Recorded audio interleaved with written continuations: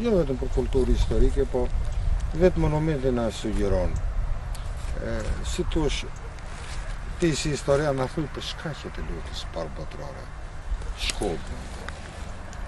Lufta e parë botërore ishte përplasja më e ashpër, më e madhe dhe një përplasje totale midis 6 superfuqive të Europës.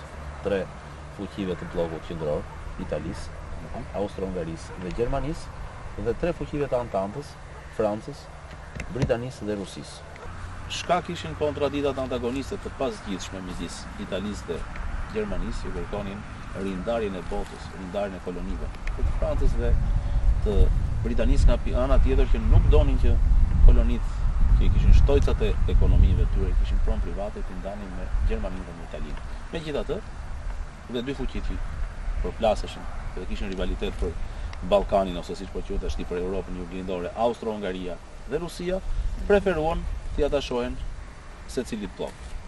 Në Antantë, Rusia u bashkua me Francën dhe Britaninë, ndërsa në bllokun qendror Austro-Hungaria u bashkua me Italinë dhe me Gjermaninë. Lufta filloi në 28 korrik të 1914-s me sulmin që austro-hungarezët i bën Serbisë, në mbrojtje të cilës doli Rusia. Dhe kështu funksionoi sistemi i dy aleancave dhe u krijuan 4 fronte. Fronti i parë ishte fronti i perëndimit, ku përplas Gjermania me Francën dhe me Britaninë, por në ndihmë të ushtrive të Antantës në 1917 zbarkon dhe ushtrit amerikane. Rusia në frontin lindor u përplas me Austro-Hungarinë dhe me Gjermaninë, derisa kapitulloi në mars të 1918-s, ku një personazh i njohur i historisë, Leon Trotski, nënshkroi traktatin e Brest-Litovskit, ku Rusia tërhiqej nga lufta dhe dilte prej saj. Fronti qendror ku përplas Italia, e cila në bazë të traktatit të fshehtë të Londrës së 26 prillit 1915 doli nga Antanta, doli më fal nga bllloku qendror dhe u bashkua Antantës, se në rast fitore të Antantës me bllokun qendror, Britania dhe Franca me Rusinë i ofron Italisë ish-kolonitë, një pjesë të ish-kolonive gjermane në Afrikë dhe gjithë bregdetin e Adriatikut.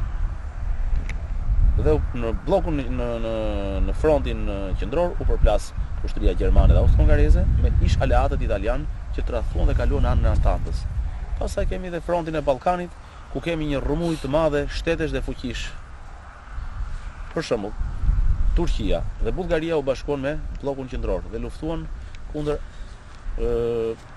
Britanisë dhe Francës, që zbarkuan në Greqi për të mos lejuar që fuqitë e bllokut qendror të zotronin Ballkanin. Nga ana tjetër, Italia zbarkoi në zonën e Vlorës, Tepelenës, Gjirokastrës dhe u vendos me shpejtësi duke ndalur përparimin austro-hungarez në lumin Vjos. Via ka qenë Vjos, Berat. Dhe kemi kapitullimin serb, malazez të Rumanisë, por ky është një kapitull tjetër.